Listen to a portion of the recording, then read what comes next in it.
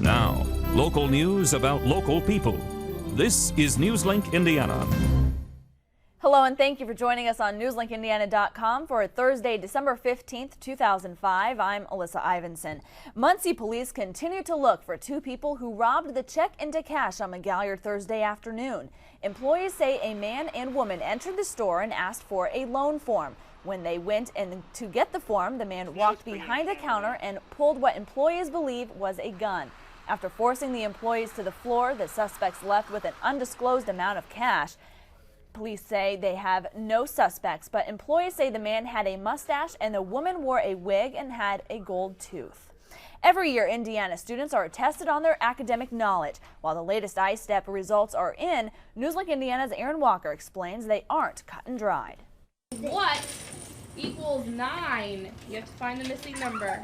Exercises like these help students at Muncie's Southview Elementary get ready for the ISTEP test. And they seem to be working. First, the scores were very good. The people that were here and took the test, those scores were much better than last year's students that were here and took that test. But the scores are only preliminary, and that's where it gets complicated. Many of the students have changed schools. We have to go back and find out where are the students that were here last year, at least 162 days. And then we have to figure those scores with the other students that were here last year, 162 days. Schools are being told it will take months before the final scores are in.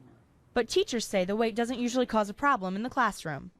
Good teachers know their kids anyway. They already know what makes up reading comprehension. They already know what the indicators are.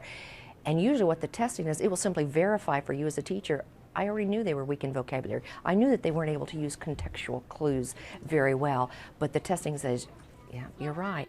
The teachers remain, preparing students for next year's round of testing. In Muncie, Aaron Walker, Newslink Indiana. The final ISTEP results are expected to be released sometime in the early spring. One of Grant County's oldest buildings is getting a facelift.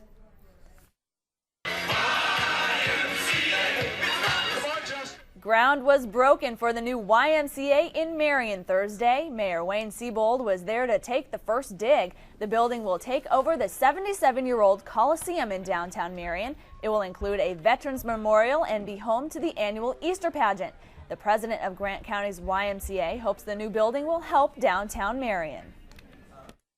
By renovating it and having more people come down and use, we're going to bring more people downtown. And then we're also we're maintaining the floor, the open area, so we can have like a mini convention center and seating for shows.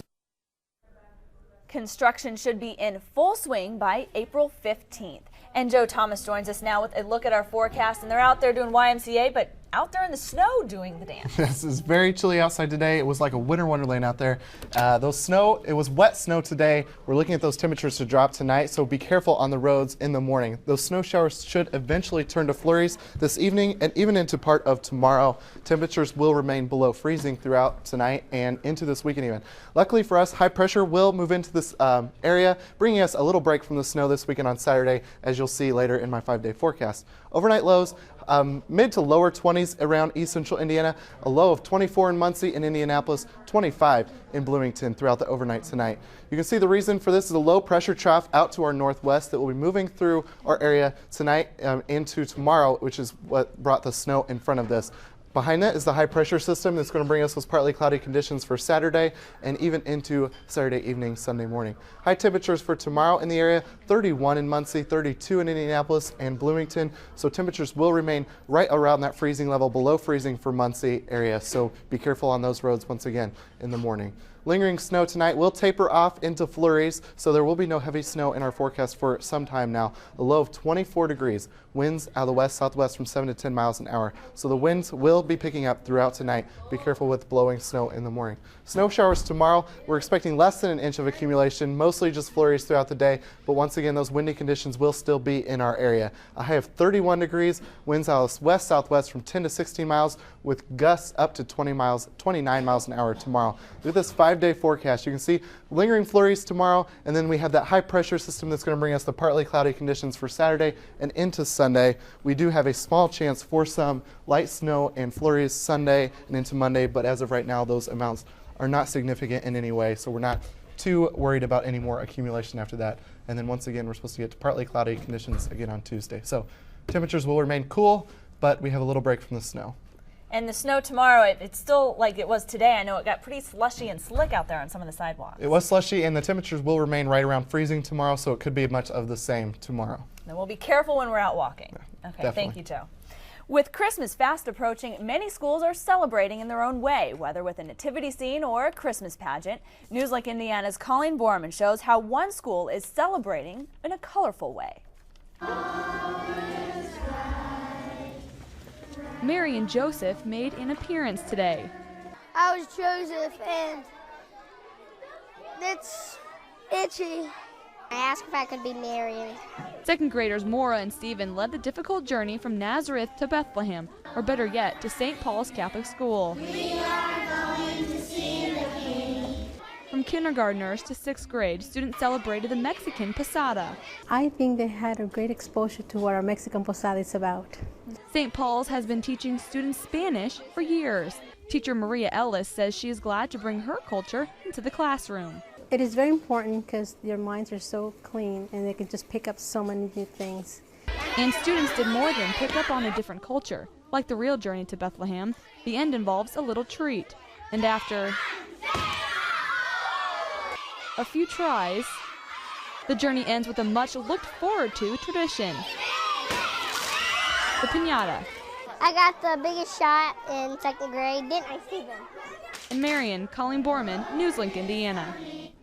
The Mexican Posada is celebrated every evening from December 16th to the 24th. Military recruiters spend about 15 days a month at local high schools. Newslink Indiana's Amanda Decker takes a closer look at how the recruiting process actually works. A table, a few brochures, and the wait. We try and talk to the students. A lot of times if they come up to the table, we'll answer any questions they have and give them some material. They're United States Army recruiters traveling to local high schools to inform graduating students about the military. The most popular question? Will I deploy? Whenever I talk to somebody, I make sure that they understand that deployment is a very realistic possibility, but at the same time, joining the Army or the Army Reserves isn't a guarantee. You got to be truthful with today's youth. Tell them the truth, they got about a 90% chance. When they recruit at local high schools, they typically just pass out information to the students. They don't sign them up that day. The students can fill out a card like this or take a business card like this and be contacted at a later date. Recruiters say it's very important to involve parents in the decision. We make sure when we're talking to them, we ask that they have their parents there. But because of the war, recruitment numbers don't seem as high. I see the biggest situation that we have to overcome is the fact that a lot of these kids, they just don't want to do anything in the military right now because there is a war going on. But they will continue to recruit future members of the United States Army. In Muncie, Amanda Decker, Newslink, Indiana. The recruiters visited Delta High School on Thursday, and they have already recruited one student from that school this school year. And that is Newslink Indiana. Thank you for joining us, and you can always find local news about local people 24 hours a day right here at newslinkindiana.com.